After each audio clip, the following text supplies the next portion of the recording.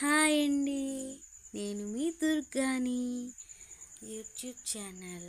నేనైతే టైలరింగ్ నేర్చుకున్నాను, ఇంకా కుడుతున్నాను కూడా. ఫస్ట్ వీడియో అప్లోడ్ చేస్తున్నానండి టైలరింగ్ది.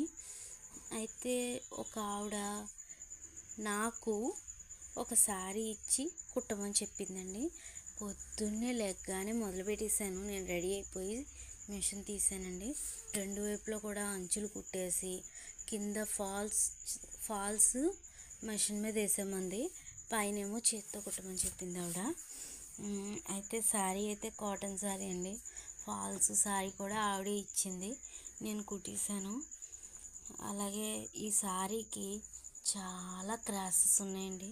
క్రాస్ కటింగ్ మొత్తం కట్ చేసేసి సన్నంగా అంచులు కుట్టేసానండి రెండు వైపులా కూడాని. చూసారా, అలాగా పీచులు ఏమీ లేకుండా కట్ చేసామని చెప్పింది.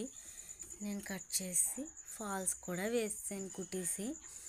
చూడండి, ఎప్పుడు కూడా ఫాల్స్ వేసేటప్పుడు గ్యాప్ ఉండాలండి. ఫస్ట్ నుంచి వేయకూడదు. ఒక 2-3 ఇంచెస్ గ్యాప్ ఉంచి ఫాల్స్ వేయాలి మిషన్ మీద. ఫాల్ కూడా కొంచెం మడత పెట్టాలి, ఎక్కువ మడత పెట్టకూడదండి. అది చూసారా, నేనైతే మిషన్ మీద వేసేస్తున్నాను ఫాల్స్. చాలా జాగ్రత్తగా వేయాలండి ఫాల్స్ అయితేని. ఎంత జాగ్రత్తగా వేయాలో, కొంచెం కూడా సైడ్కి వెళ్ళిపోయినా కూడా మళ్ళీ మొదలు పెట్టాలి, ఎందుకంటే అతుకుల్లా రాకూడదు కాబట్టి. నేను మొత్తం ఫాల్స్ వేసిన తర్వాత పైన చేత్తో కుట్టాను.